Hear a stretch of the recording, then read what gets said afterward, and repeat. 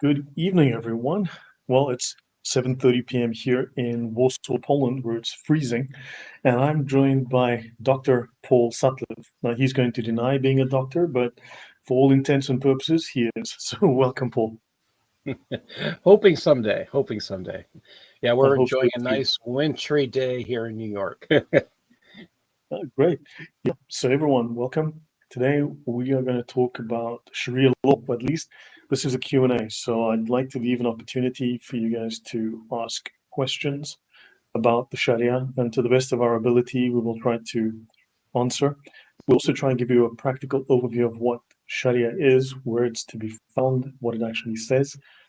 The concern that I have is that you hear lots of pundits, lots of YouTube political and social commentators, lots of people like, say, Ayan Hirsi Ali, not to pick on her, but they'll say, oh, the Sharia. And everyone assumes it means the Quran says.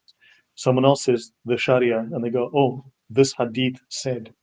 And that is not really, it's like saying, here's a cake, right? If someone says, I have a slice of cake for you, and then they give you a little bit of flour with a dab of butter.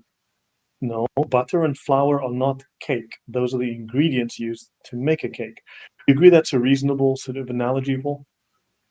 Definitely. It's I would say Sharia is and isn't part of the Quran and part of the Sunnah. It's kind of you have to double check things when you read Sharia. You almost want to go back and look at the Quran and the Hadith to see if it's even close. Yeah. I mean, but of course, the Sharia is made up of a number of different sources, and it's the final distillation of the Quran, the Sunnah, which includes the Hadiths, the tafsirs, the sirah, and various other sources, various other opinions by major scholars, to finally, as I said, distill all of these sources into one source that ultimately is the final authoritative opinion on all things Islam. So again, when people point to the Quran, there is the examples in there one can derive a law from, but it's not the Sharia. The Hadith is not the Sharia because you've got contradictory Quran verses, you've got abrogated Quran verses, you've got contradictory abrogated Hadiths as well. So where do you go to get a final understanding? And besides, it's a legal system. You go to a court, the judge doesn't pull out his Bible and go, well, let me read Deuteronomy and try and figure out how to give you a fine for this crime. The guy pulls out legal texts, he pulls out legal precedent, he pulls out legal examples, legal scholars' works. The same for the Sharia. It's a full legal corpus developed over centuries. Any thought there, Paul? And that is the important point. There's a difference between scripture and law, and people need to understand that. And you know, this is supposed to be law. That's what we're talking about. We're not talking about necessarily scripture. They call it Allah's perfect law. I think if you read it, you realize it's not perfect. Yeah, well, at least not according to Western standards. So, guys, this is Q&A. If you have questions, so we've just been joined by the one, the only, the legend, Usama Darkwing Duck. And you know Hello the and legend, greetings. Good to see you guys. welcome, and you all know the legend of Darkwing Duck. He is the terror that flaps in the night. Ask Paul. He would tell you. He stayed with me enough time. He heard me doing that flapping all night long. Yeah. Right. So, since this is an opportunity for you guys to ask questions, does anyone have questions? So, you just throw us your questions. We'll do our best. I'm not intending for this to necessarily be a long session. It's really would also depend on how many questions we get. But does anyone have questions about Sharia? As I was saying, Usama, everyone Yeah. confuses Sharia with the Quran and the Hadith, when actually it's its own body of work. It's a separate legal corpus, in theory, derived from the Quran, Hadith, the Tafsirs, and all the others, the Sirah, and all the other sources merged into a full legal system. Because when you go to court, the judge doesn't pull out the Bible, pull out the Quran or the Book of Mormon, and try to figure out how to interpret all of that to give you a judgment. Like when you buy a house, the judge doesn't go to Quran chapter 7 and figure out, well, okay, let me see how this works with the contract. They've got a legal system that applies and they use it. Mhm. Any comment or thought on Sharia? Because you're from Egypt, and they have Yep. Sharia courts. The UK has what, 80 plus Sharia courts now, and it's a parallel legal system that's trying to replace Western law. Sure. You know what I believe the British people should do? Should just go ahead and get rid of all the British laws and make a Sharia. I promise you, the Muslims will stand against it, and they will go back to the British system. It seemed to me it's like you're talking to a child who want to have a candy, and he's saying no. He want to have a candy, he's saying no, and he knows the candy is not good for him. So give him the candy, and they say, "I don't like the candy if it's bad." But I think Muslims think if they have Sharia in England, that mean everything will be great. When in reality, majority of Muslims do not know a jack about Sharia, and if they know what is in Sharia, they will reject Sharia. Well, I mean, they always seem to deny it, at least when I talk to them about it, because they're constantly shocked. But yeah, I mean, it's horrific. And you see, we want Sharia for Britain. You see these posters, you see people chanting, you see these groups, these mobs talking, we want Sharia in the US, we want Sharia everywhere. Like you go to Dearbornistan, you have that as well. And yeah, but do they really, do Muslims really know what's in it? Because they talk about it, but do they know what's in it? It sounds good. It sounds like wow. That would be victory for Allah, victory for Muhammad, victory for Islam. We take over the West by practicing Sharia. When in reality, 90% of the Muslims do not know. I'm telling you, I know for a fact. I mean, I can give you some examples. For example, here, I was speaking in Dearborn Police Station here a few years ago. Annie Cyrus was there, and 8 other people spoke. I was the keynote speaker. I mean, they give me half hour. Everybody spoke 10, 15 minutes. I took a half hour. So I talked about why we do not want Sharia in America. And it's a long study. Paul knows about it. We have a seminar. It go for 8 hours to cover just the seminar, not the Sharia. The Sharia is forever. But in the end of the talk, I was walking with police were surrounded us. We did it at the police station in Dearborn. It was very unique experience for me because I never spoke with the police protecting me from the riots of the Muslims. And you're not talking about one or two police. We're talking about literally 70, 80 policemen surround all the police station. They gave us steel, this bars of steel all the way around for our stage, separate us from the protester. Roughly around 100 people show up in that meeting who support us. 400 of American and Muslims who spoke against us. The protester was 3 times as much as the Americans who are standing with us. Anyway, to make the long story short, as we walk out of this place, 2 ladies were talking with me, and they repeat the same weird way of talking. We don't want Sharia law. We don't believe in Sharia law. And I said, what are you talking about? She said, well, there's so much stuff bad about Sharia law. I said, first of all, you didn't hear a thing I said, because the word Sharia means law. When you say Sharia law, you're saying we don't want law. I do not know what is law is, except now I know you don't for sure. You don't know anything about Islamic law. But anyway, and she said, there's so much stuff in Sharia law does not fit with Islam. It's like, is that woman drunk? I mean, 2 of them walking with me. I said, what do you mean? She said, well, like the cutting of the hand of the thief. That is not Islamic law. That's not Sharia law. Yes, And I it said, is. ma'am, do you have Quran on you? Yeah, I have Quran in my iPhone. She have a nice iPhone. So she opens the Quran. I said, go to Quran chapter 5 and read verse 38. And as she read it, she was almost shocked. I said, what did Allah say there? And the male thief and the female thief so cut off their hand as reward for what they have earned. I said, that is what you're rejecting.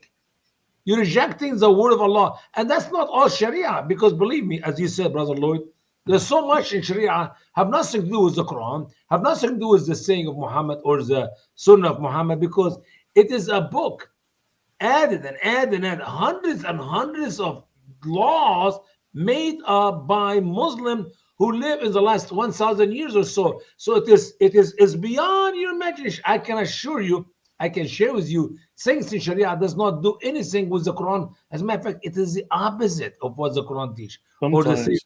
So it's a Yeah. cocktail of so many laws beyond your imagination. It is blah blah blah, man-made, because they always have mufti, and the mufti give fatwa, and the fatwa is new decrees, and these new decrees is lost. I mean, think about it. Can I use a washer machine to wash my clothes? How do you think Muhammad know anything about washing machines and washing clothes 1400 years ago? But now in Sharia, we found that it is unlawful for women to use any washing machines to wash clothes, because if you wash clothes in a washing machine, you put one piece unclean. You put one piece underwear inside that washing machine, and everything inside, all the clothes are unclean. How can you wear unclean clothes to pray? You see, you ruined the prayer by washing an underwear with the rest of the clothes inside the washer, the clothes washing machine. So it is always a new development in the Sharia and the laws, and it's man-made. It's man-made. Have nothing to do Yeah. with the Quran or the Hadith. Yeah. I want to something you mentioned, and I'll take some questions starting with Villainous' one here. But you mentioned amputation, so let's just see what the Sharia says. So this is the major text within the Hanbali school. Sorry, this is the Hanafi school of fiqh. So Very. this is the Hidayah, and this of thefts which occasion amputation, because Muslims will swear high and low there is no such thing as amputation in the Sharia. And of course, that when they say amputation, they mean it symbolically, right? And of the manner of cutting off the limb of a thief. Well, it looks very literal to me when I look at it like that. So let's just have a look.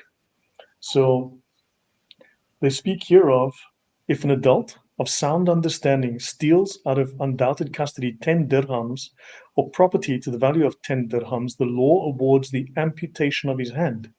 Because, as you said, the Quran says if a man or woman steal, cut off their hands. Mhm. And just for the audience, if you go through the Hidayah, this is volume 2. This is Hidayah volume 2. If you read this, you're going to find there's something like 55 to 60 pages detailing exactly all of the laws. Now, the Quran has one verse that speaks, or one sentence that speaks of amputation.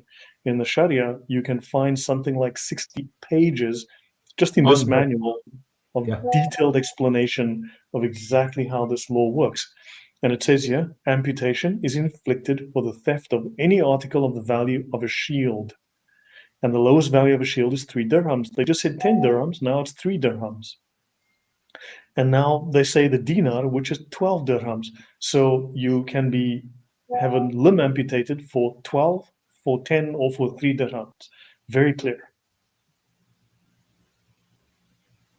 And if you think about it, as I read it in many of the early Muslim theologian, or I say Allahojan, those who believe in that one very important bend or portion of Sharia, the cutting the hand of the thief, they will tell you if a man steals an egg. And I talked me and Paul about that before. I said, why do you think a man will steal a chicken egg or a duck egg? I mean, why in the world is he's going to steal an egg for the purpose of collecting 12 in a box and sells them at Walmart so he makes some money?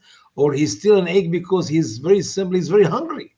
I mean, why do we have Muslim hungry in the days of Muhammad at the beginning of Sharia, except that there is no love among the early Muslim believers to take care of some widow or some person who's hungry, give him something to eat, an egg. Well, on that So, point, for instance, if you look at the supposed miracles that accompany Muhammad, angels would come and fight with the Muslims in battles. yeah. So the angels came and assisted them in battles, but at no time does the angels ever come down to feed the poor in Islam. They only come to help the Muslims kill other people. But the amazing thing about that in the Quran, Allah is very aware that they never saw these angels. but somehow Allah sends the angels to fight for them. Thousands of them came and helped them to win, but no one saw any angel except obviously Muhammad. He They saw cleaned it. my house this morning. They did. Maybe you didn't see them, but they were here. There were dozens of them. They came and cleaned the house. Well, why they never come to my house? My wife, If you, my wife forced me to sweep and mop and use the vac. Oh, my back hurt, you Sama. My back. You have to vacuum these rugs. Well, from now on, I'm going to ask her to call on these angels, man. I'm tired of it. maybe there's a black dog in your neighborhood, so you need to look into that. It's So in my house. The black dog is in my house. I'm going to kill him. problem I'm solved. going to kill him and I'm going to eat him. Angels, do you know that angels in Islam are allergic to black dogs? Just so by the way, the slave and the free man with respect to amputation are upon equal footing. The limb of a slave is to be struck off in the same manner as that of a free man, and punishment is inflicted. So, for those Muslims lying to you about the fact that there is no such thing in Islam, it's false. The Sharia, we can go through dozens of examples of pages like this. Paul, the question from Villainous, what is your understanding of azima and rukhsa? Well, obligation and concession. This is one of the humorous things about Islam. There's always two sides to a single coin. You can say you can't do that. You have an obligation to do this. So like you are not supposed to eat pork, but you're allowed to eat pork as long as you don't desire a second helping. this, this is just the funny thing about And that's Quran, by the Sharia. way. It's Islam That's in Quran. general. Yes, yes. That's when you enjoy reading the word except, or unless, or but, or if, or when. These are very five important words in the Quran. When you see one of these words, just circle it and highlight what come after it, because it will be exactly the opposite of what come before it in the same verse. Yeah. Now, azima and rukhsa also is the distinction when everyone says they are extremist Muslims, these are extremists, so Islamists. Azima and rukhsa is the distinction within the four schools of fiqh that separate those who follow strictly and those who are given, shall we say, dispensation, those who are given permission to not follow the Sharia strictly, because Allah apparently says that not everyone has the capacity to be a good Muslim, follow strictly. And also one of the differentiators between the four schools of fiqh is how strict they are in following the Sharia.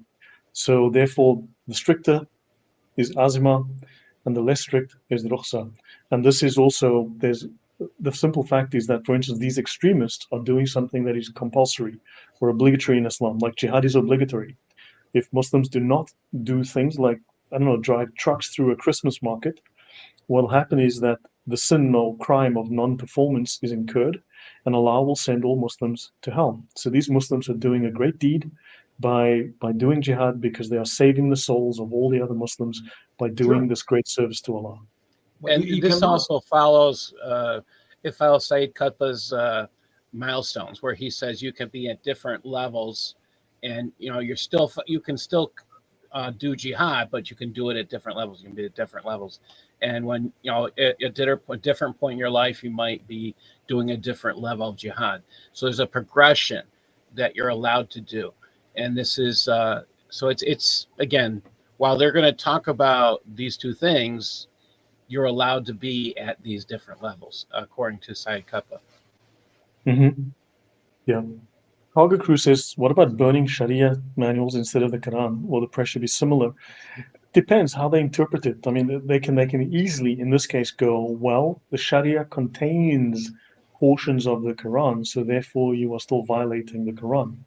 And remember, the main doctrine in Islam, like we have the Great Commission to go forth and to baptize all men in the name of God the Father, God the Son, right, and God the Holy Spirit. And to convert men. That's the Great Commission in Christianity. In Islam, it's to command the right and forbid the wrong, to impose the Sharia and to prevent any violation of the Sharia.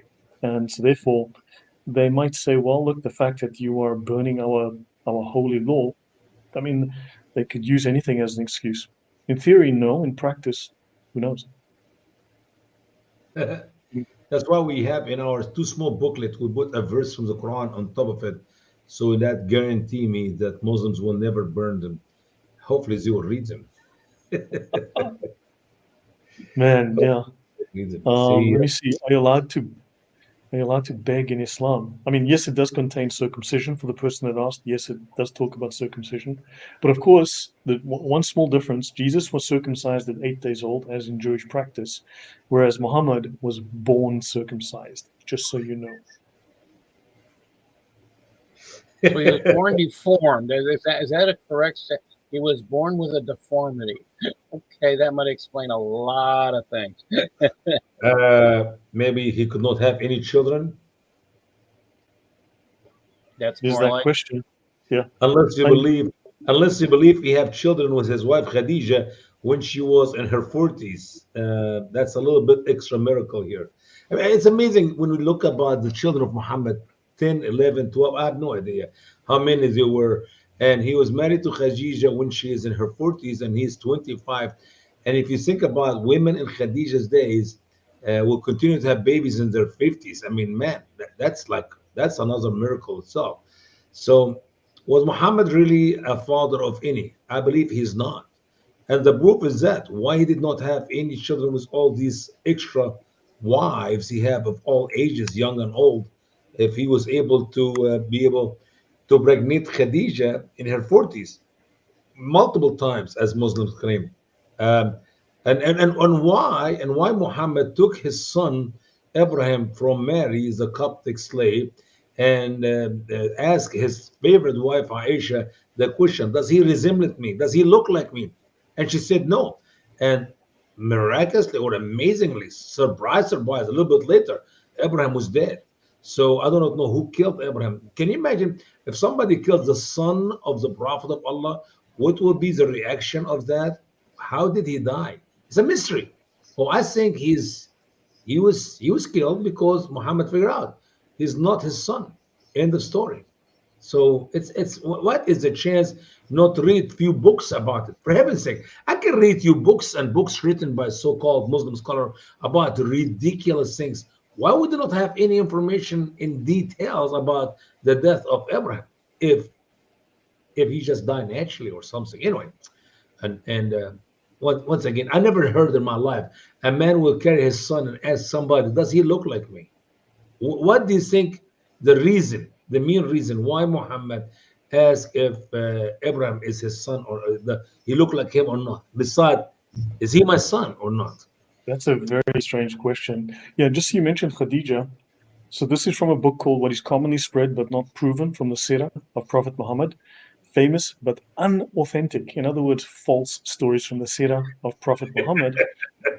And you can see here reports on his youth and his marriage to Khadija. So let's actually just go quickly look at that just so that everyone can see that. And now, you know, and I know that Muslims hate weak hadith. They despise weak hadith. If we use weak hadith, they lose their tiny little minds. So just so you know, the report of the marriage of the Prophet to Khadija bint Khuwaylid, while her age was 40, is from the weakest of hadiths, and it is matruk. In other words, it's basically rejected. Put It is aside. said that, Matruk is put aside. well, rejected, right? Thrown out of the pile, right?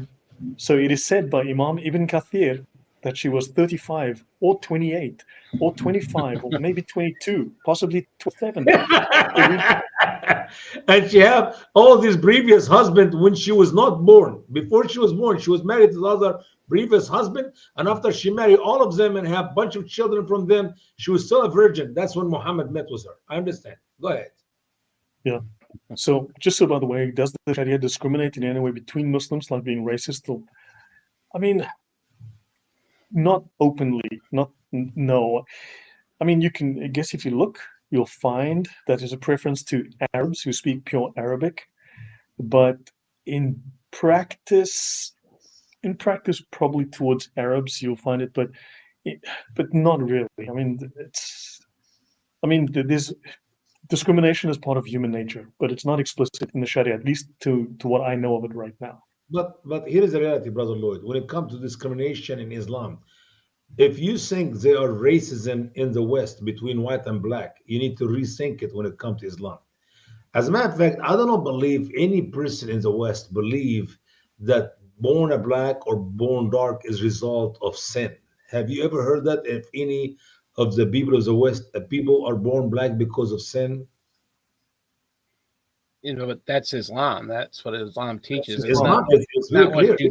It's not Judaism or Christianity. That's for sure. It's a curse. It is a curse of Allah on Noah's son because he had sex with his wife in the boat in the ark during the flood.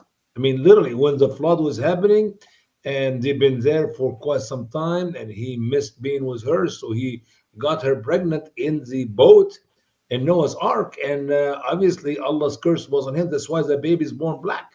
I mean, think about it. It is slave. You are by nature, Allah chose for you to be slave just because you're dark, born black. That is great racism. By the way, also racism in Islam is not just against black, it's against non-Arab mixed blood. As they don't like the Palestinians for many reasons, but the majority of the reasons why they don't like the Palestinians because they're mixed blood.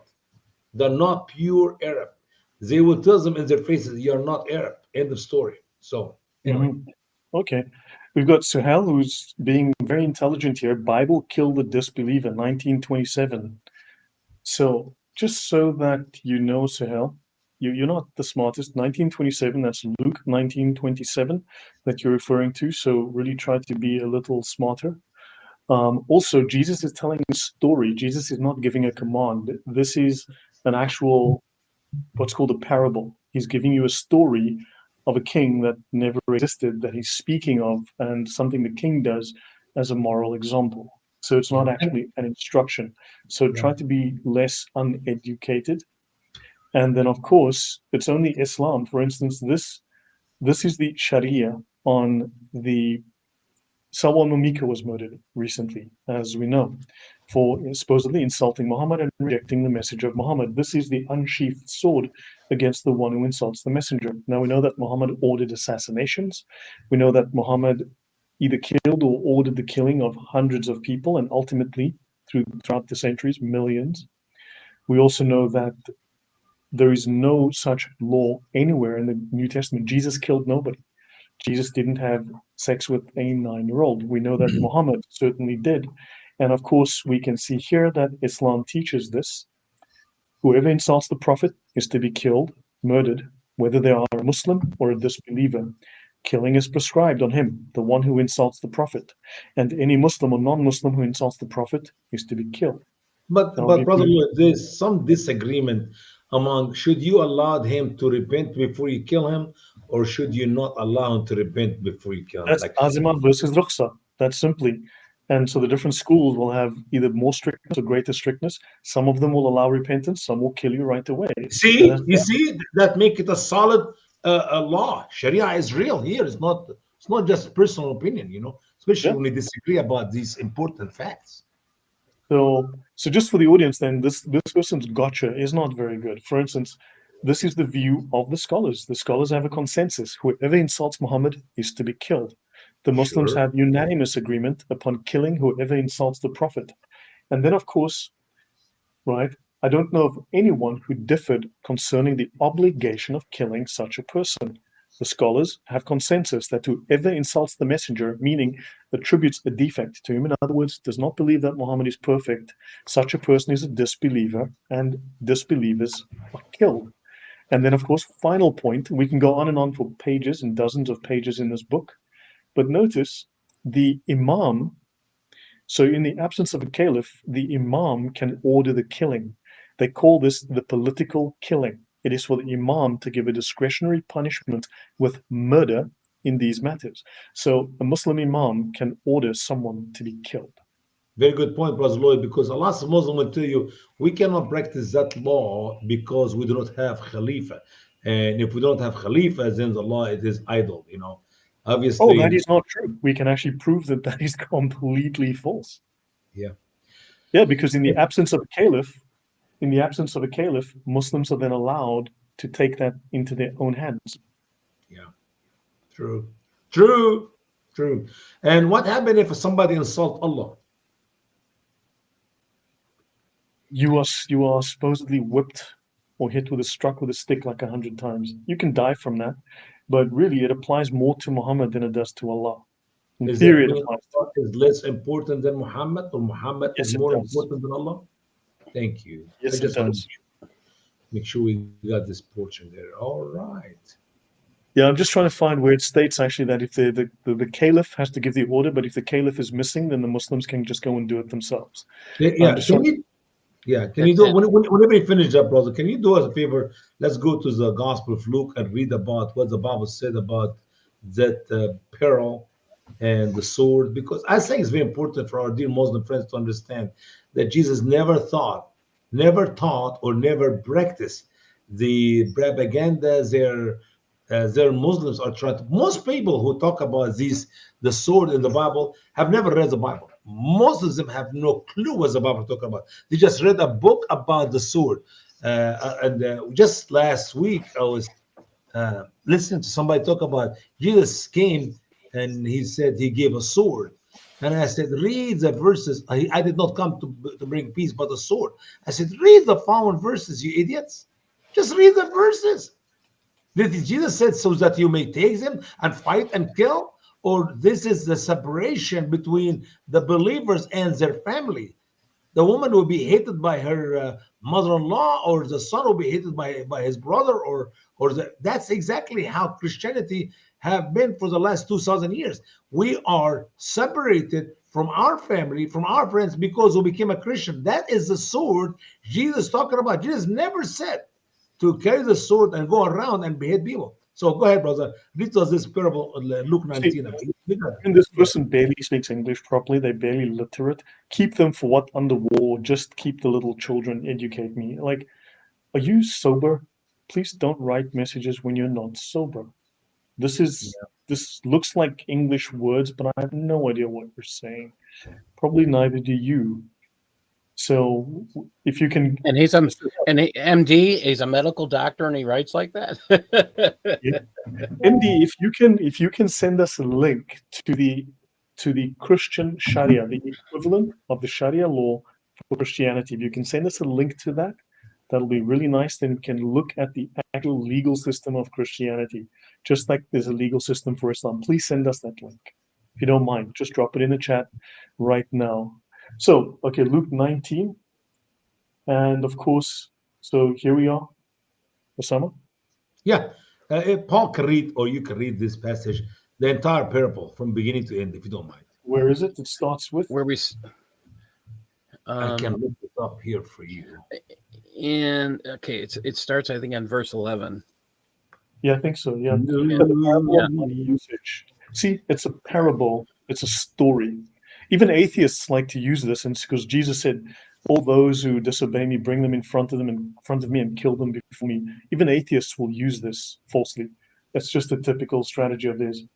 And as they heard these things, he added and spoke a parable because he was near to Jerusalem, and because they thought that the kingdom of God should immediately appear. And He by the said, way, that parable, by the way, Brother Lloyd, that yeah, parable will become reality, not now, but when Christ come back. So right. it's not just a parable. Jesus made up story to entertain his audience, and people sit and like to listen to his made up story. No, parable is to teach us a lesson. Parable is to teach us doctrine, and it is coming. What Jesus talked about here is coming. Okay, go ahead, bro. Right. He said, therefore, a certain nobleman went into a far country to receive for himself a kingdom and to return. And he called his 10 servants and delivered them 10 pounds and said unto them, occupy till I come. But his citizens hated him and sent a message after him, saying, we will not have this man reign over us.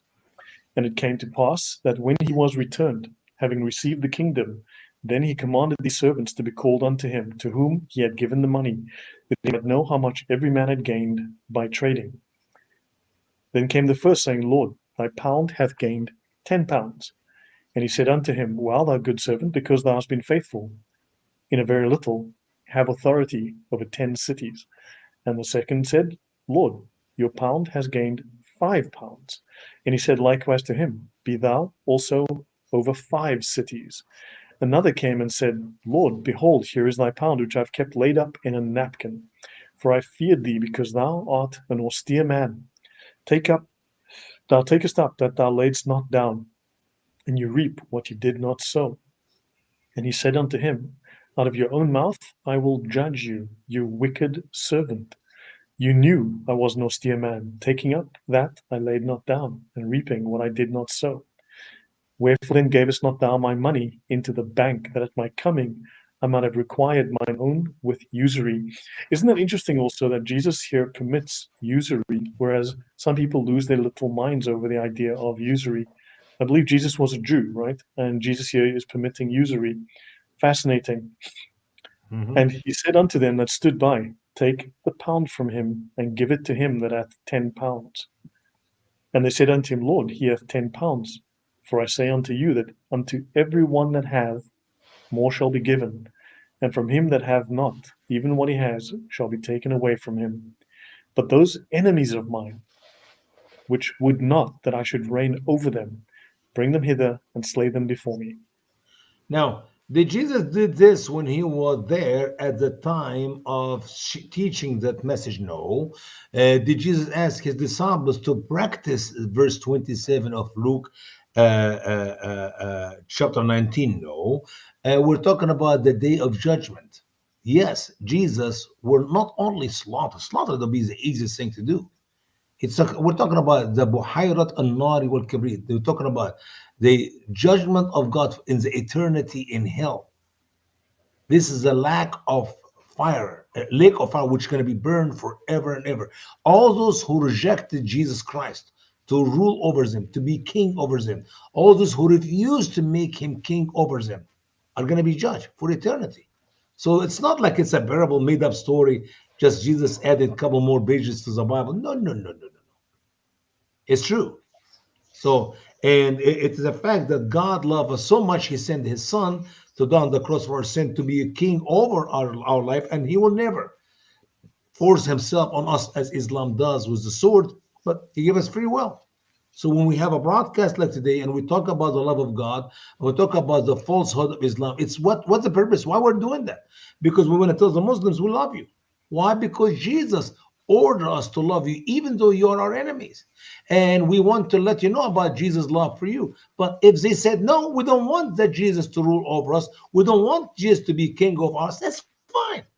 The day is coming, and you'll be slaughtered, and you will be spent eternity forever and ever in hell. So Right. it's up to you to choose to believe or to reject. Go ahead, brother. Yeah. Also, just okay, so with Sharia questions, because we don't want to get sidetracked by Suhail, who is clearly not very well educated and doesn't know a great deal. Let me see. So we can talk about jihad. We can. Thanks for that, Osama, discussing this. Notice also jihad is obligatory upon Muslims. It is a communal obligation. When enough people, that small minority of Muslims, performs it to successfully accomplish it, it is no longer obligatory upon others. And notice that he who provides the equipment for a soldier in jihad has himself performed jihad. There are secondary roles, there are tertiary roles. There are people who provide money. Zakat provides 15% of zakat goes to jihad. Yeah. So do And understand it says and brother Lloyd, all over the Quran, 11 verses, I believe, where Allah mentions those who immigrated and performed jihad with their money and their life. So it's money and life. Money and life, they're equal. They're equal jihad. Without money, you could not have the need for the people to perform jihad with their lives. As a matter of fact, Allah put money first, which is very needed in early days of Islam to have the soldiers to go and fight. Yeah. right. Winston says jihad is going to the gym at 5 a.m. in the morning. Like, gee whiz, I keep getting it wrong. So, for instance, if none of those concerned perform jihad and it does not happen, then everyone who is aware that it is obligatory is guilty of sin. In other places, they call it guilty of a crime of non-performance. When they speak of jihad is a communal obligation, it falls upon the entire Muslim ummah. And then it goes on, there are two possible states in respect to non-Muslims. The first is when non-Muslims are in their own countries, in which case jihad is a communal obligation. So, in other words, they have to let me just go back out here. So it's personally obligatory upon everyone able to perform it. So they have to go to our countries and perform it there. That means they Right. have to emigrate, people. They have to have a hijrah. They have to leave their country and come to yours.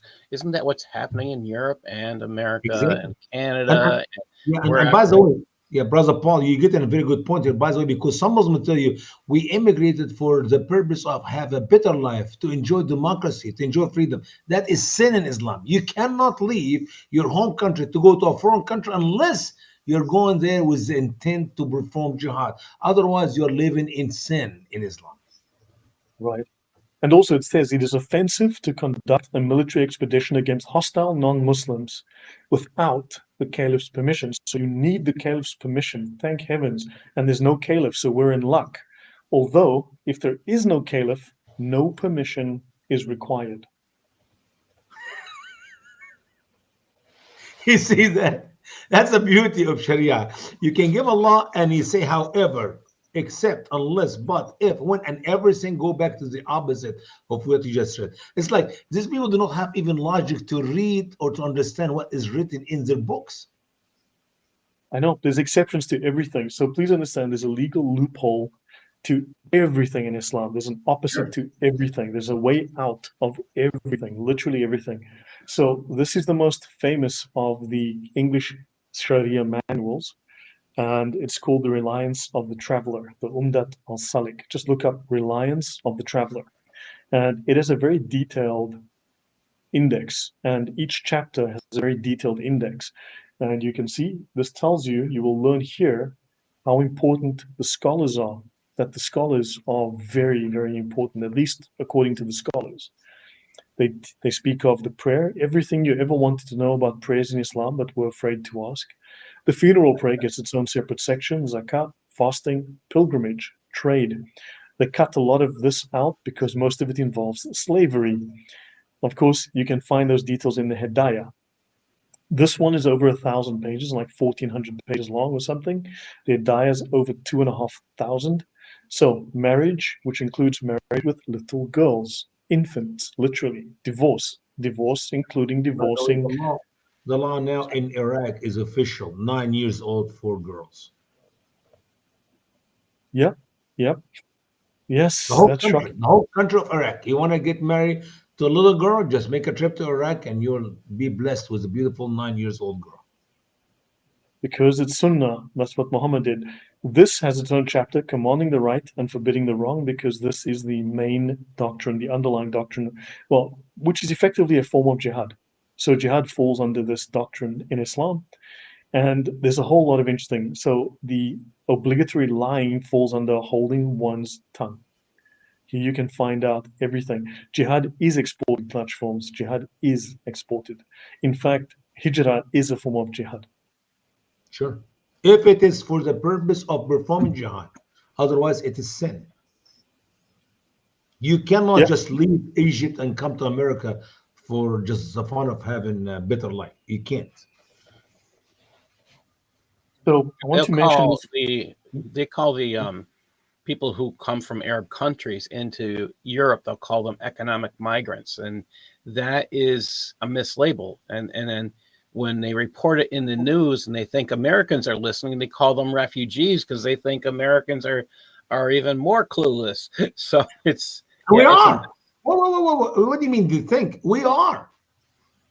That's a fact. And by the way, Lloyd, these pages in the Reliance of the Traveler are, I say, a short, quick summary to Sharia. So it's not because you're going to read 1,000 pages, you got Sharia, you have no clue what's in Yes, Sharia. this is a reference. This is Yeah, a reference which covers a little bit of everything. So it covers a lot. and majority of its English are not accurate translation to the Arabic, as me and Paul have discovered. Hundred. As a matter of fact, some of the Arabic is not translated. Period. They leave them in Arabic. They will not put them in English because they're very immoral or very ungodly. It's wicked. It's wicked. Yeah, let's try to not say it very bluntly, but there's a section on what if you are walking through a graveyard at night and you find an open grave and there's a dead woman inside it, and you think to yourself, I'm feeling a little bit horny right now, and there's a dead woman in that grave. but you have limited sections hours. like that. Sorry. Man can sleep with his dead wife up to 7 hours after death. And as a matter of fact, I was just reading this. It's amazing, man. Listen to this. Look at this. I'm not kidding you. God is my witness. This is what I was reading before. I know you're going to be talking about that from Sahih Muslim. Mm-hmm. I mean, I was simply just reading that about Muhammad asking men. Muhammad himself slept with his dead aunt.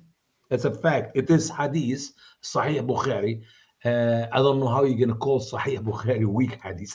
It's so stupid. When Muslims say Sahih Bukhari, the correct hadith by Bukhari, the correct hadith by Muslim. Oh, that's a weak one. I mean, you know what? I'm sick and tired of the stupidity of Muslims who tell me this is their books. They rule the world. They behead men like we kill chicken. And at the same time, somebody would put some weak hadith in the middle of the strong hadith on all these 1400 years, and they have no power or authority to get rid of these sick or weak hadiths. Anyway, but Muhammad asked many men to sleep with someone. Would say, Muhammad said, which one of you, that's what he said, which one of you did not have sex last night? So one said, me, Lord. It's okay, go sleep with her, a lady in the cave. I mean, literally in her burial place. It's just so stupid. Muhammad he himself did it, and he allowed other men to do it. It is just, it's so garbage. It is so garbage to the point. Read this. Look at this. Can you read that? Did I just show it on the stream and I'll maximize you? No, I'm gonna give it to you. So it's turning the wrong way. No, turn it sideways. The other way. The other way. Yeah, it's always goes the wrong way. Okay, it's your phone. Okay, yeah. Just gonna hold still for a second. I'm gonna screen capture it and then I'll show it. All right, that's good. Yeah, you know who is this guy? This is a moderate, great Muslim scholar. His name is Dr. Give me a second. I need to see it clearly. Give me a sec. I need to. There it is. Let me screen capture it, and I will show it to everyone in a moment. So let me. Okay, that's fine. Okay.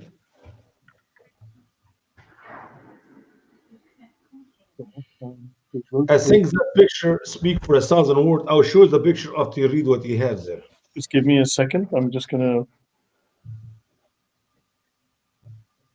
Take your time, man. It'll take me a moment, then I will show this to everyone. Make it 2 moments. Make it 3 moments about the morality and the what do you call this? Here we go. Having sex relationship with animals. Here we go. What a young boy releasing his sex lust inside of a donkey or goat is blessed in the eyes of Allah. The boy did not allow himself to be sullied by sex in the vajayjay. The beasts are more pure than damnable women, who are 90% of hell's population. He actually and that's said a doctor, Dr. Zach. Dr. Zach. Now this picture here speak for 1,000 words. You don't have to say so much. Oh yes, no. Let's not show that, man. I've seen photos like that. It's disgusting. It's over. We're done. But that is the Sharia Islamic law about having sexual relationship with animals, with dead people. I mean, we can go if you want to talk about how immoral and how evil Islam is. Man, you can talk about that for the next 3 months. How much time do you have? I just wanted to give people a basic overview. Yeah. Question from Winston: what is the difference between punishment of blasphemy against Allah versus Muhammad? In theory, the same, death. In practice, Allah, with Mo, it's very serious, and they are required to end your life. With Allah, they have to give you a beating with a stick or a whip, 100 lashes, 80 lashes, whatever it is. So against Allah, in practice, not as serious as Momo. So I put this is a section that's M is supposed to be the section on marriage, but you'll see they did not translate M 10.11. Why they don't want anything with, like Lloyd had already said this, with slavery, they don't translate. They don't want you to see it. Usama, how many times have we talked about we've talked so many times about they don't want you to find the word slavery in the Sharia, and But here it how is. can And you have Islam? But how can you have Islam without slavery when you look for the word وَمَا مَلَكَتْ أَيْمَانُكُمْ in the Quran and whatever your right hand possessed? It's all over the Quran. How can you get yeah, rid of it? I love the video with a lady in the big media in Egypt who brought the Mufti of Egypt and she brought the top professor at the other university. And he told her, what do you want me to do with these verses? To make my religion look good, will I get a razor? Will I get a razor and erase it from the Quran? So guess what? You cannot run away from slavery in Islam because it's all over the Quran. It's the word of Allah. Forget about Sharia and the Sunnah. How about the Quran itself? Yep. I mean, this is why I have such difficulty with the term political Islam, because there is no separating Islam from Brother, uh, it's Islam, theocratic. there are more politics in Islam than religion. Over 80% of Islam is politics and less than 20% is religion. So what is political Islam? Yeah, How about just Islam? exactly. I hate that false distinction. When people say Islam is Islamism, as if it's something that's different to Islam, and Islam is okay, but Islamism is not. Like, how do you tell the difference? There is no difference. Just so you know, very often Muslims are going to try to basically repudiate these manuals. They're going to say, but these are no good manuals. They're not worth it. They don't have authority, etc., etc. I mean, simply ask a Muslim, please show me where in the Quran you find a list of the names of Muhammad's wives, or give me the section in the Quran, the page that shows you how to do the five deadly prayers, how to perform them. It's not there. Or even where's the The Shahada only, with Muhammad's there's name? only, the Not only there either. location, yeah, the only location about Zayd, that is the only time his adopted son, whom Muhammad took his wife from him. And that is the only portion of the Quran where you get really. I mean, you see generally his wives, but there's no details. The only Yeah, detail exactly. is the story of Zayd, Quran chapter Just so you 33. know, no, exactly. Just so you know, there's a lot of these. There's a number of what's called these warrants of authenticity, and this guy is the sheikh of a major mosque in Damascus, Imam of the Mosque of Darwish Pasha. It says that the author of this book, or the translator rather, understands the texts of this volume and is qualified to translate it into his native English. That's one example, and that's the authenticity. That's the stamp of authenticity with the letter. I found the above mentioned brother knowledgeable in what it contains and qualified to expound it and translate it into English. And I observed his accuracy and integrity in quoting the texts. This is the Mufti of the Jordanian Armed Forces. There's a number of these warrants of authenticity of this Sharia manual. Now, a textbook for teaching Islamic jurisprudence to English speakers and a legal reference for use by scholars, educated laymen, and students in this language, in English. So that's fascinating. And notice this translation is superior to anything produced by Orientalists in the way of translations of major Islamic works, and it will imbue you with a sound You know understanding of why? law. You know Yes? why? Because he sugarcoated so much of the Sharia to fit to those who read in English. He literally sugared it down, watered down, sugar coated. You didn't even know what's in it. Right. Sometimes just Right. taking one word out of the law, make it that's the perfect translation we needed for the Muslim in the West who does not speak Arabic and do not understand what he's translating. Go ahead, bro. Yeah. And then, of course, we have Al Azhar University. Of course, this is the oldest Islamic university. Well, 1,000 years old. yeah, 1,000 years School old. of Theology. Technically, it's an older Islamic university, I believe, in Tunisia, but that's No, a it's in theological Egypt. university. Sorry? It's in Egypt. Al Azhar is in No, no, Egypt. no. There's a different one in Tunisia or something, Oh, or you got different. Oh, I'm sorry. I started talking that's about the that's one just where that's just a standard university, whereas Al Azhar is teaches theology. So in that yeah, respect, it is the oldest in the world. sure. And also, this is where Hussein Obama went, of course, when he on his first visit abroad to speak to the Muslim world because it's so prestigious. And Al Azhar also gave us the canonical Quran in 1924. So 100 this is years a very ago. important location, and it says we certify that this translation corresponds to the Arabic original and conforms to the practice and faith of the Orthodox Sunni community.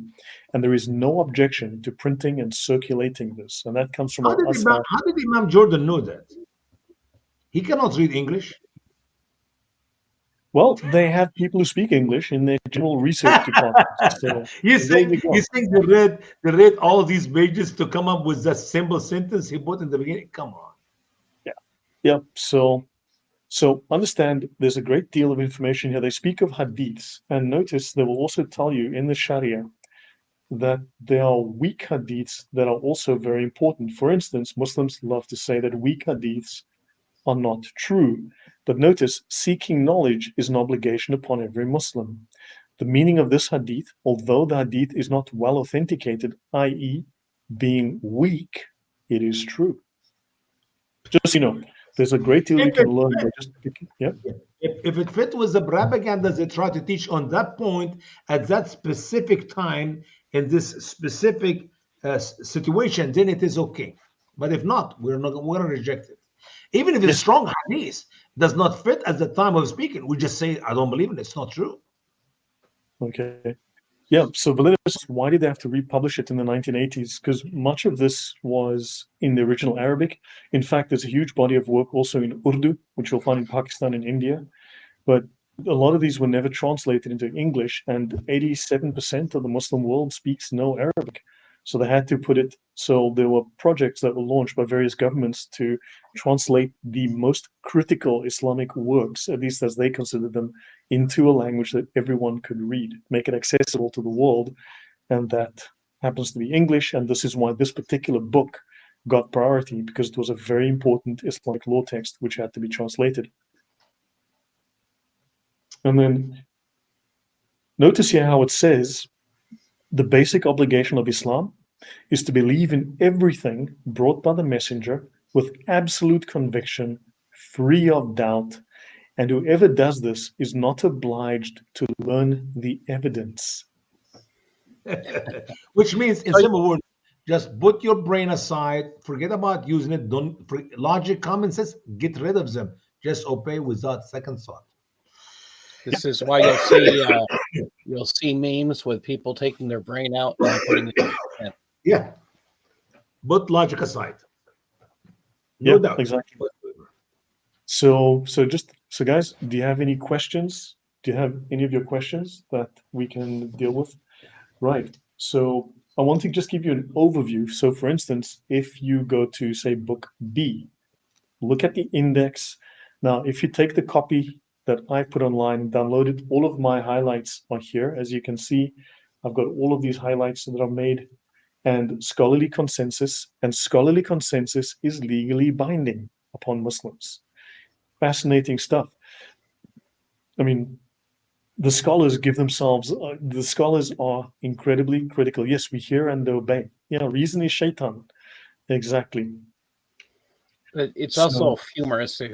There's a lot of times scholars disagree. So that's a good question, Paul. Which one you're gonna believe and without any objection? If you got two separate or four separate opinions, they don't teach the same thing. Which one you're gonna go with? But there's a hierarchy of scholars.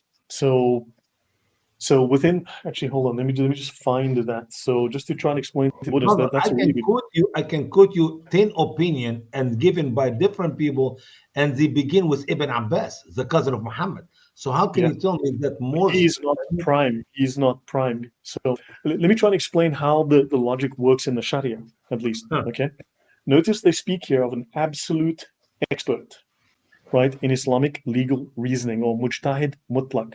So the mujtahid mutlaq is an absolute scholar. He is capable of performing his ijtihad mutlaq, or absolute reasoning, because he is familiar with the rules of Islam. He's an absolute scholar who knows everything there is to know and has absolute knowledge of all things in Islam.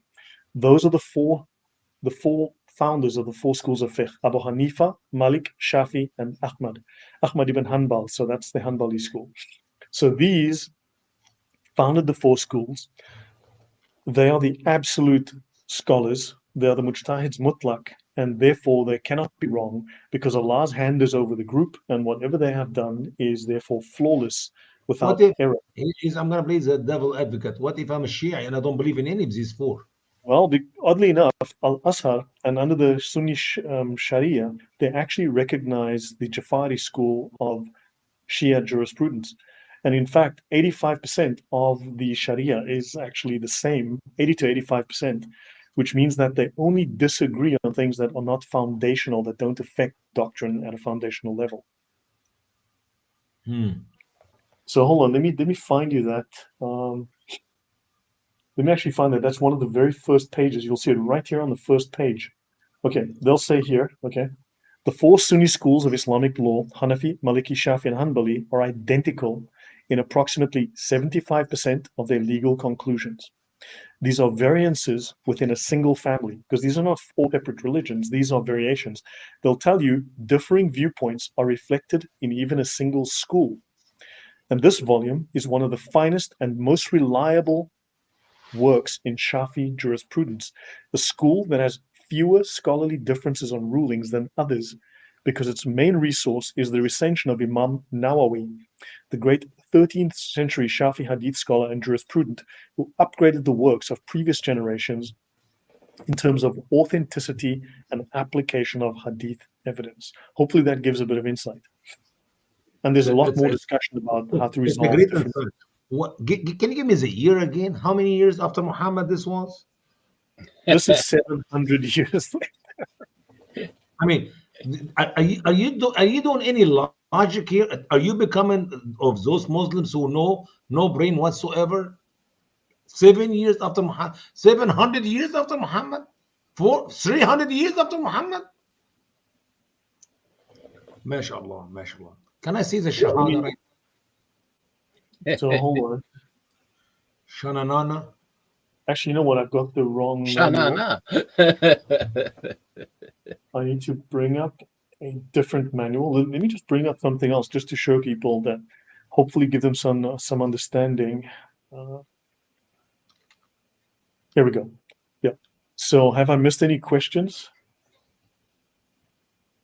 So I want to show this. This you should be familiar with, Osama. This is actually very important.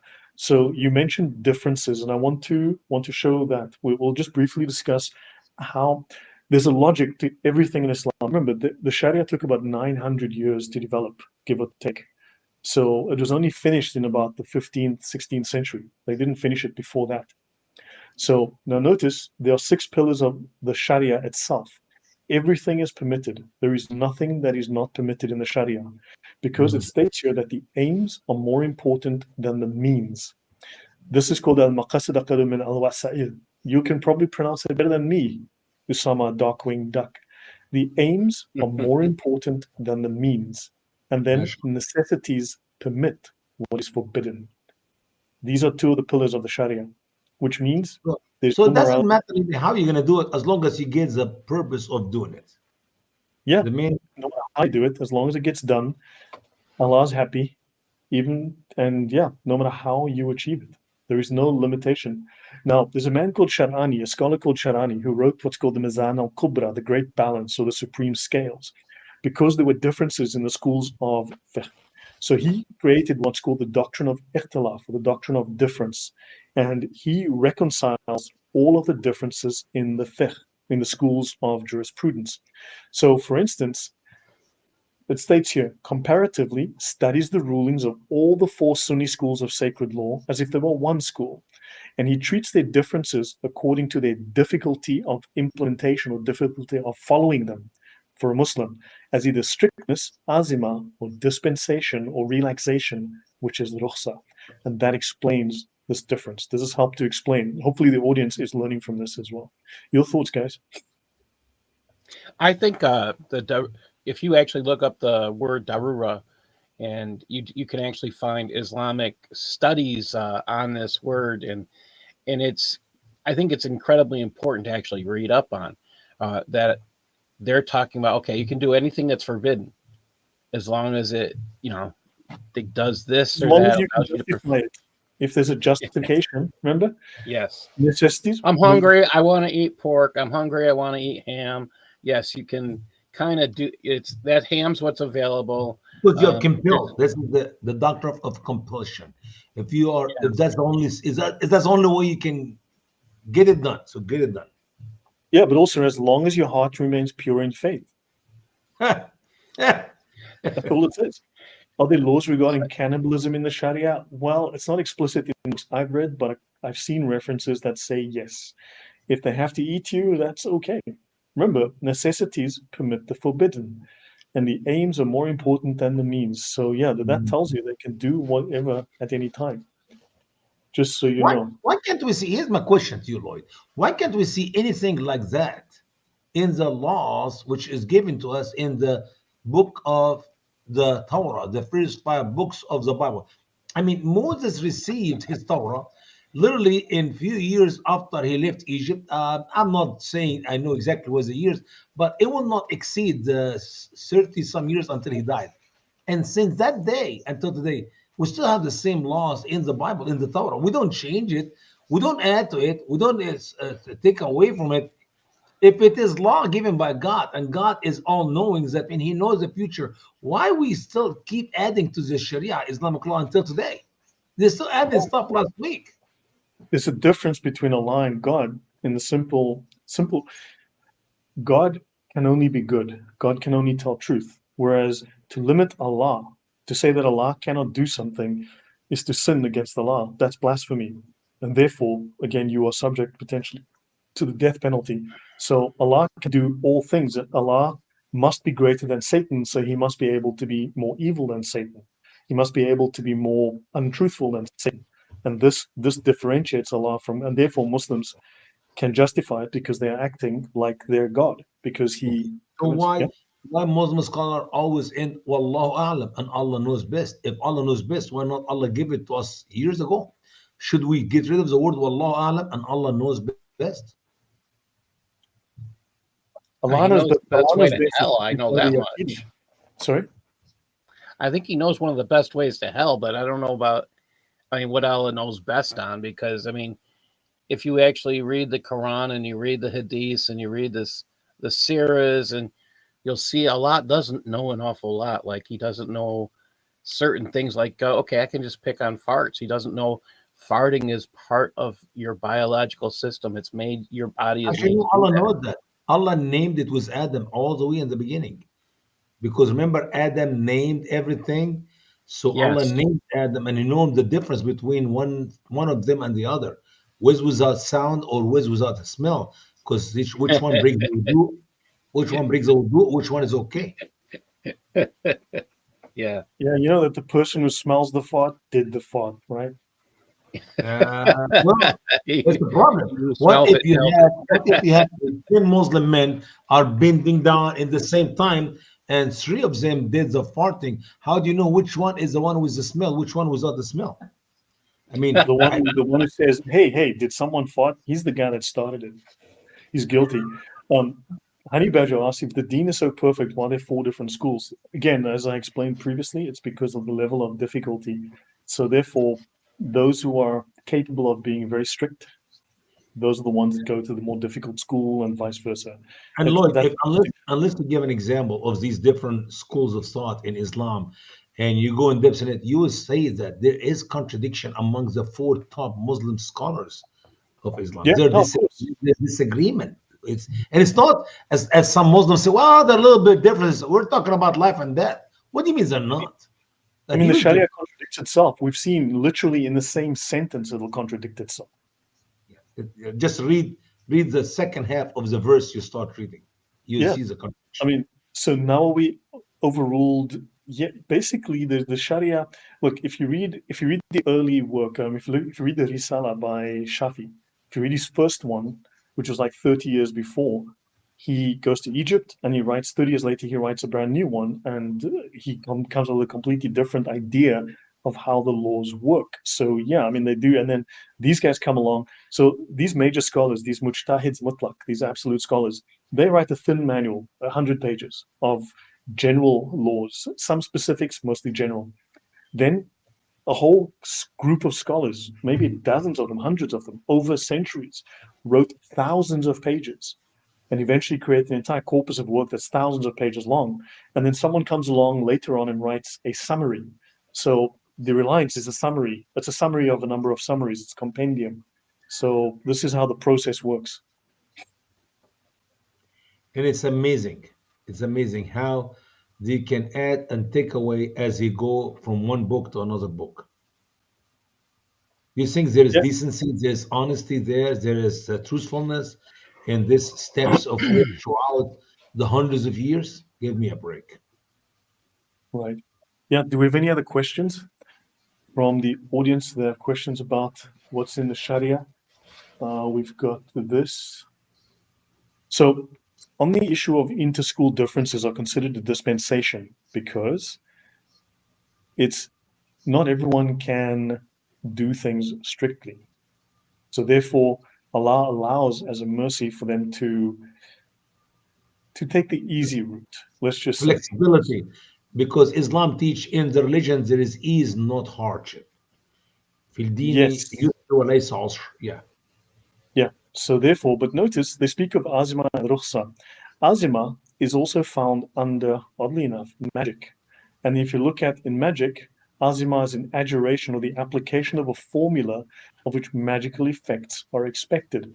In other words, it's a strict formulaic way of doing something to create magic. In other words, you are doing something strictly the way that a magician will do a magic spell to effectively force a demon or the spirits to do something for you. So there's a tie-in, oddly enough. What is crazy, Osama, is that when you read through the Sharia, right, when you read through the definitions of the words, about 45% of them have some tie to magic or the occult.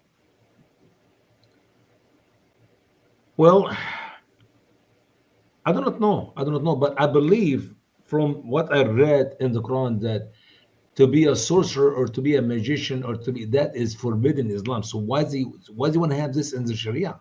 I don't understand that. Well, I mean, everything is not allowed, but it's allowed. So, Would depend. What is everything you're talking about? is there room for reform in the Sharia? I mean, you'd have to dismantle all of Islam. I mean, literally, you can't change Islam. You have to get rid of it.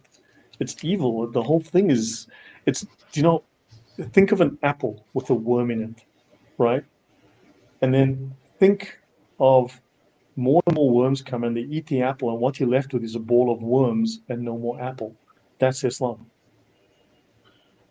In a way, yeah. But scholars disagree. Oh boy. Yeah. Is there anything you guys want to add to this? Because I wanted to just show people, give them an overview, have a look at some of the basics of the Sharia. Oh, by the way, I wanted to show people this. You need to understand Islam teaches hatred of Christianity, Judaism as well. So, for instance, this is a very popular polemic, right? All of these things lead to a change in the culture of Islam. So, the prayer of the Christians ridicules God.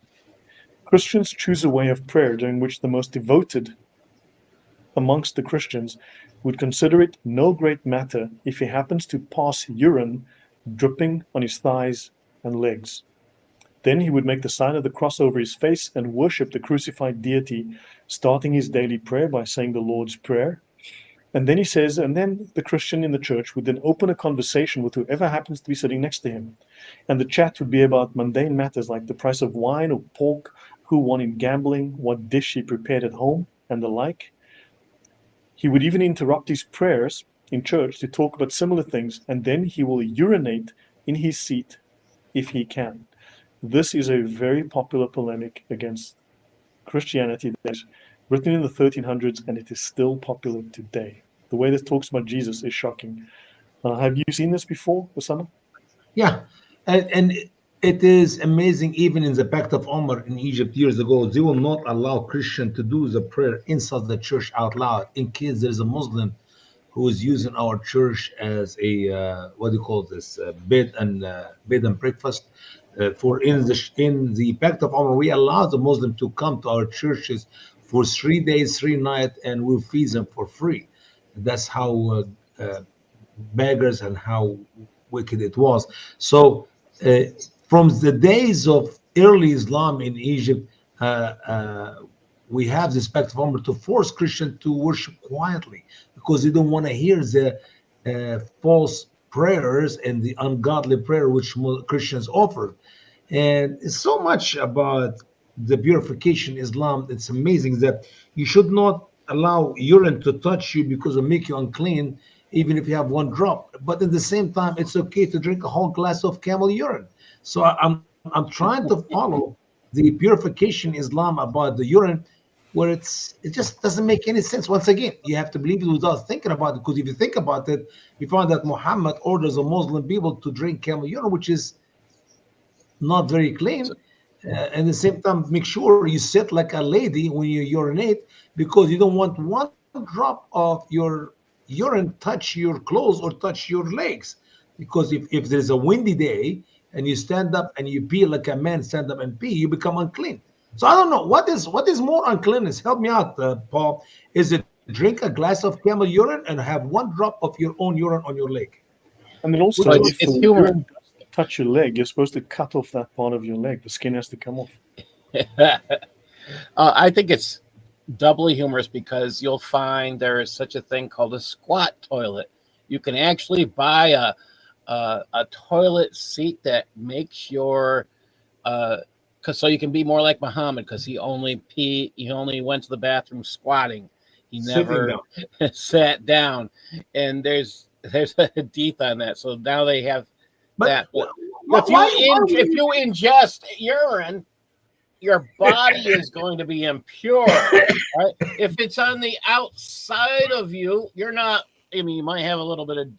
He's more but what? Whoa, whoa, whoa, concerned whoa, about whoa. what's on the outside. Excuse me, Paul. What? Why you drinking this glass of cold or fresh camel urine? A drop fall from your lips on your clothes on your legs. Well, I guess it must be okay because it's camel urine. Yeah. That's all. And of course, Oh, they claim that Jesus was born between feces, urine, and menstrual blood for 9 months, and therefore we make Jesus dirty and unclean. I mean, these are the things that they speak about. are you talking And about milk or are you talking about Jesus? I don't understand that. I thought that what is the description That's the of milk? milk. That's the funny part. That's their milk. That's where milk comes from. We were just talking about that the other day. That was Jesus, funny. milk, Jesus. Oh, okay. I just want to make sure that I'm following the right yeah, expression. and they make a big deal out of urine in the Sharia as well. They talk about, there's a lot of discussion about urine. Yeah. Uh, they talk a lot. Do not urinate while standing, which is offensive unless there's an excuse, such as when standing is less likely to splatter urine on one's clothing than sitting, or You when know what? sitting. I like what David Wood said in one of the conference we were serving together in Carolina, no, in Ohio, and he said, "You were there, Paul." He said Yeah.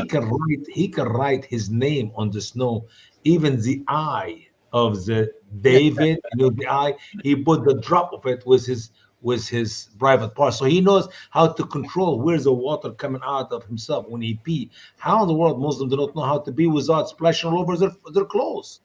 It makes no sense. I Wow. think I think what they have totally missed is that Muhammad was in his 50s, and he probably had a problem with his wee wee, where he Mhm. had spray instead of stream, and that's what this is all about. What is your So evidence, sir? What is you? Give me the Yeah, reference. Where you come yeah. up with because this? I just said, is that true? We need a source. Yeah, we need a source for I that. need a but source, sir. that would be verified by Aisha, because she says she never saw him. I mean, sit to go to the toilet. That makes more sense, because that's the reasoning So why. I really, what's so ridiculous? There's so much important information about life, about worship, than that of talking about urine. Why in the world Muslim in Sharia and other whatever things they talk too much about so many ridiculous things, but the important stuff they're Yes, not talking yes, about. yes. God help me. Yeah, yeah. So the Oh, reliance of the Trinity, Winston's right. He wrote, in Sharia, the scholars are mightier than Allah. effectively, yes. I mean, the scholars are in fact, the scholars inherit the mantle of power from Muhammad, and they carry on his legacy. So the scholars are at Muhammad's level. That's how they write about it, at least in the Reliance. That is what they say, and their word is law. It's compulsory to listen to them. Therefore, it's true. Yeah. So let's see. Are there more questions that anyone has? Because I wanted to do sort of a general overview of Sharia, give people an idea of what it is, where it is, and just there are many, many different sources. There's no one book because different schools have scholars that are expert in different areas and they will write a definitive book. So a scholar becomes famous for his treatment of a given topic. All of the schools will write on a topic. One scholar's work will become preeminent. That work then becomes the standard. So therefore, when Muslims say, no, but I'm a Hanafi, well, they're all Muslims. All the schools are effectively the same. And it's just that one school will have a scholar or a work that is used for, let's say, the Hanafi school has the book on marriage. Then the Hanbalis will have the book on slavery. And then another school will have the book on, you pick the topic. And the reliance is nice. It's unique. In fact, the reliance is unique in the Islamic world because it covers a little bit of everything and has the most important rulings from all the schools for comparison. So, MashaAllah, MashaAllah. someone has a question about the Hajj. What do you want to know? The Hajj. Yes, there is such a thing. What specifically does anyone want to know? But let's quickly look at Hajj. I don't want to go overly long. Let me see. Hajj and Umrah. Someone asked about circumcision previously. Circumcision is obligatory. Circumcision is obligatory for both men and women. And for women, where I know they lie to you about this all the time, you are to removing the prepuce of the clitoris. Now they say the bazar, okay, of the clitoris, not the clitoris itself, as some mistakenly assert. That's actually a lie. false. No, go to the Arabic. Can you move to the right, brother? Can you move to the right? Give me the Arabic. To the right, yeah. اوكي. ويجب على كل من الذكر والانثى الختان وهو قطع الجلد التي على حشفة الذكر، واما الختان والانثى فهو قطع البظر. It is the removal of the buzzer, not cut some part. It is completely removal of clitoris. Yeah, it's not. So there's a lot of mistranslations. There's a lot of That's white. what they said earlier. Yeah, they on purpose. They lie on purpose. That's why they think it's okay for the that English is good because it lightens the matters.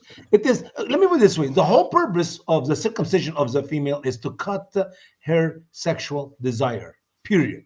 Is it better to her to live in purity without having any desire for sex, or is it better to stone her to death? Which one is the easiest way? So it's not about cleanliness, because I mean, how can you clean a woman by cutting any part out of her? It's the khitan, the circumcision was given as a sign in the flesh, a mark for the flesh, for Abraham, children, boys, not girls. Nothing about the circumcision of the girls. And Muhammad and those who invented it among the Muslims, I don't know when or the story exactly, it is so that women will not have any sexual desire. You tell me how much of the body you cut off so women will be like a piece of wood. Man, it's just all of it. The answer is all of it.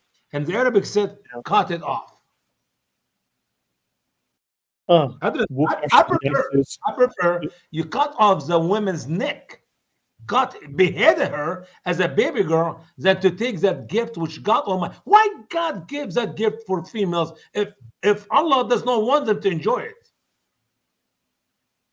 It's a good point. Islam doesn't make sense. It just violates basic common sense, basic morality. It turns everything upside down. And Łukasz says, Dzień dobry Lloyd, jak się masz? We'll have your exposure of Islam and Sharia law. And so there's a question about the Hajj. The Hajj. The one thing I think you'll find that's really interesting, you'll find in this section on Hajj, is it constantly refers to the pagan heritage you get in every single ritual in the Hajj. It is logic. Muhammad grew up in Mecca. His family of Quraysh were worshiping the black stone or whatever other gods they were worshiping for a good 40 years. Muhammad could not see anything wrong with that. He kissed the black stone all his life. He became a prophet, and now he's 53. 13 years later, still people practice the same things of Hajj with the nude women and nude men circling the Kaaba and everything. Where can you stop and you say, well, that's when Islam started?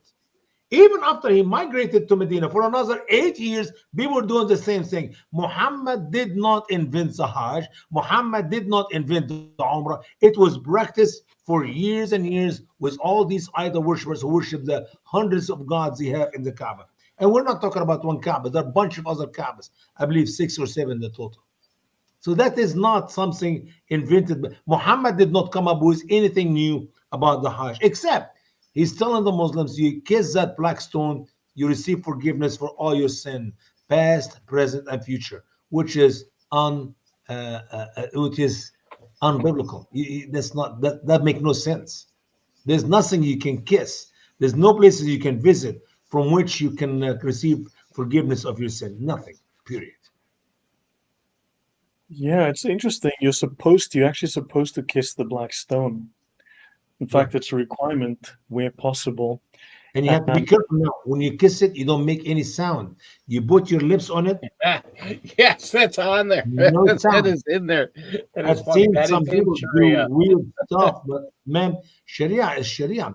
It used to be white. It used to be whiter than milk, and it turned to gray to black because it took all the sins away of all the people who softly kissed it. You cannot go or lick it or like people do. That's weird, man. That's weird. That's not we've seen Islam. photos of that. It gets freaky in there.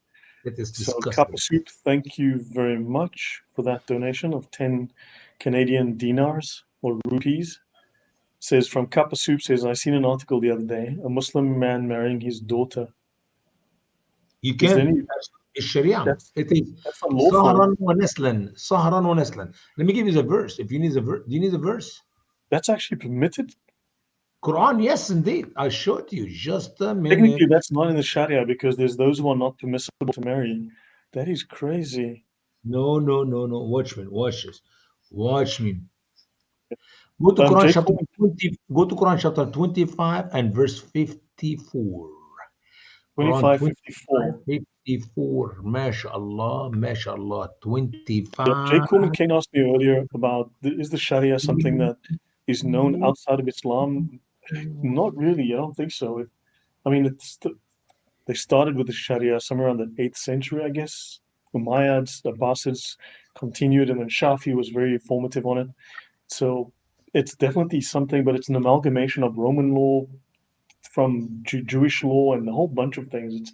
It's a mishmash of tribal law and it's a whole wild mixture of things, Zoroastrianism and so on.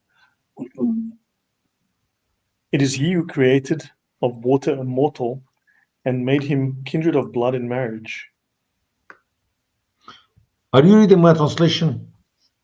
You know what? I'm going to find your translation right now because this is No, just no, no. You're like insulted. I feel my back and my neck. You slapped me so hard. I cannot believe it.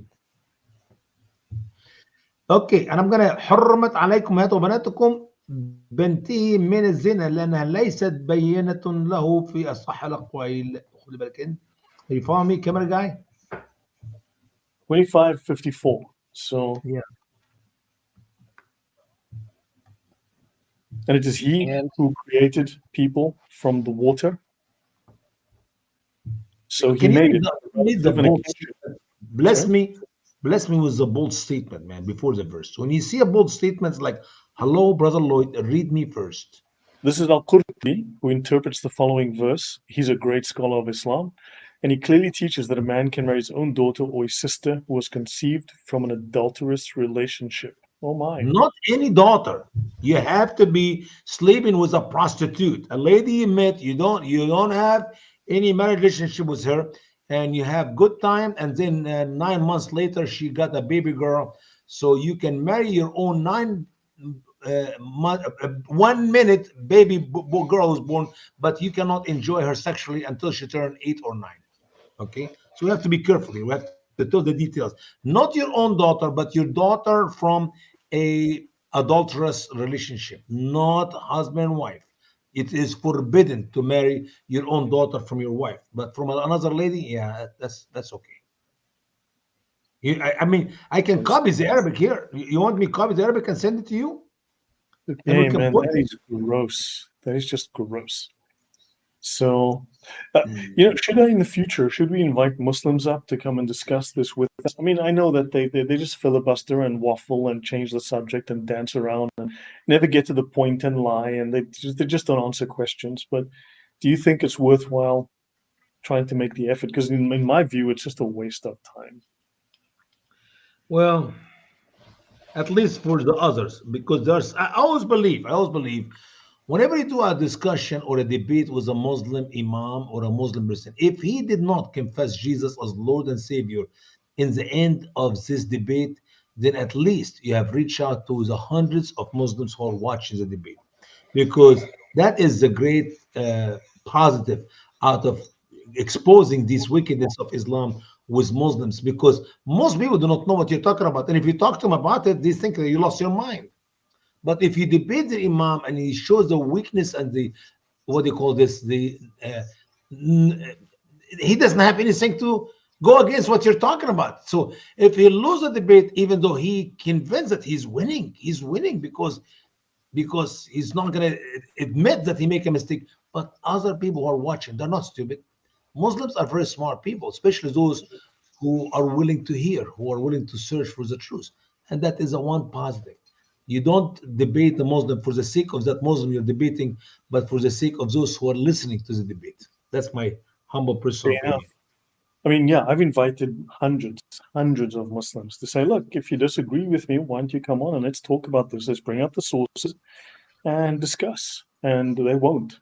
I can't Because they somehow. know they have no answer and they're going to make Islam look weak. They will come debate you on Trinity. They'll come debate you on the Bible. They can debate you about the crucifixion, but they will not debate you on these issues because that is a destruction of Islam. Sharia? Are you kidding me? Yeah. Yeah, I know. It's just, yeah, I mean, for me, it's just a frustration. I don't see what the point is when they are going to lie.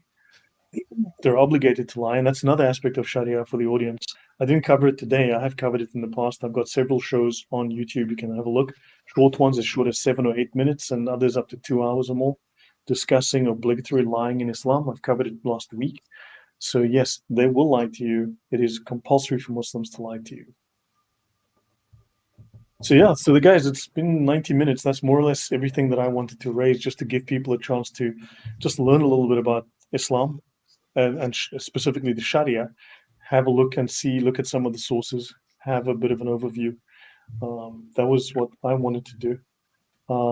Unless there's any final questions, that I think I've answered most of the questions. Yeah.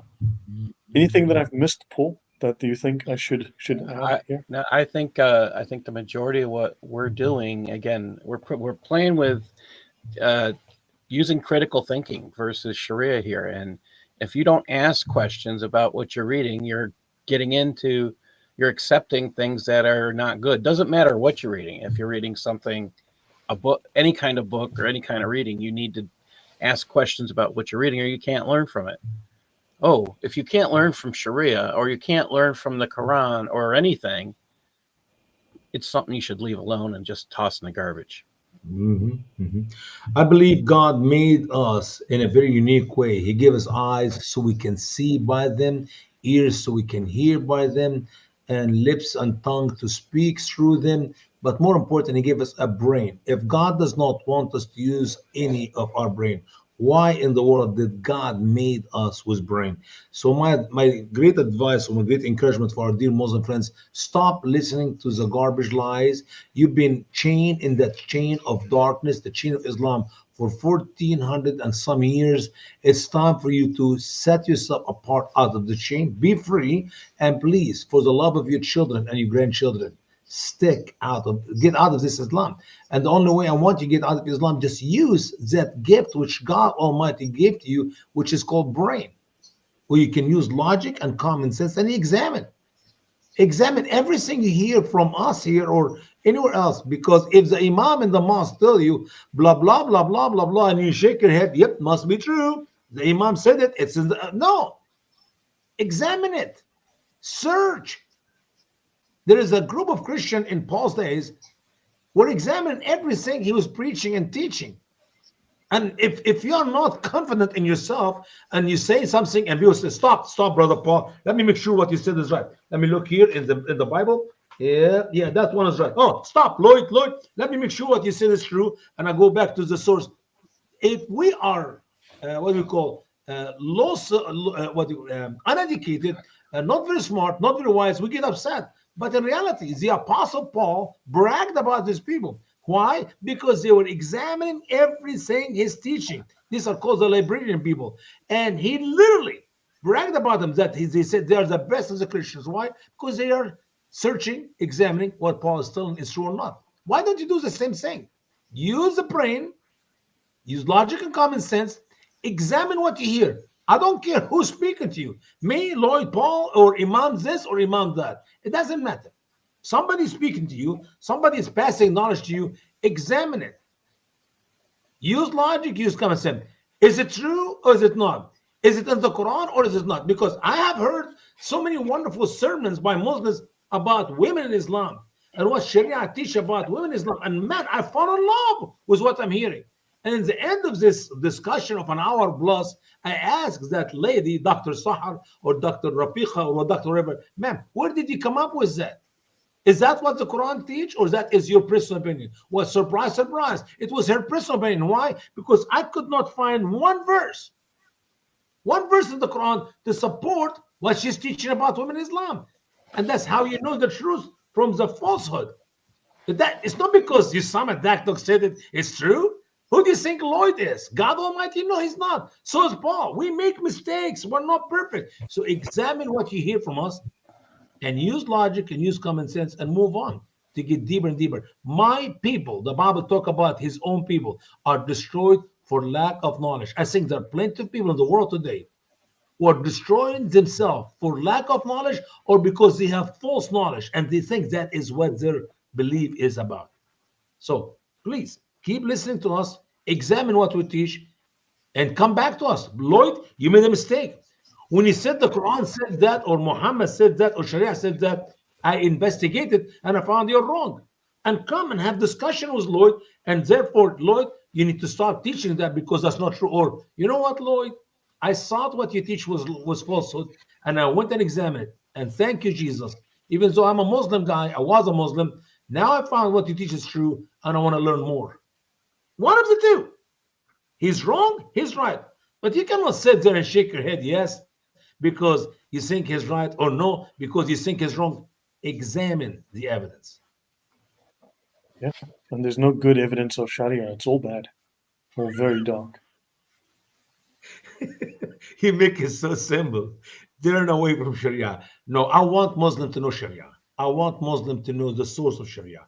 I want Muslim to put themselves in reality. What do you think? We talked about earlier in the beginning of our talk an hour and a half ago that if Muslims know what in Sharia, they will reject it. The problem is we're talking about that box. If Muslims know what's in the Quran, they will reject it. If Muslims know what Muhammad taught in the Hadith, they will reject Muhammad. Why Muslims leave Islam? Two very important facts. You can ask any Muslim you meet with. Why did you leave Islam? They tell you, A, because I studied the Quran. B, I learned about Muhammad.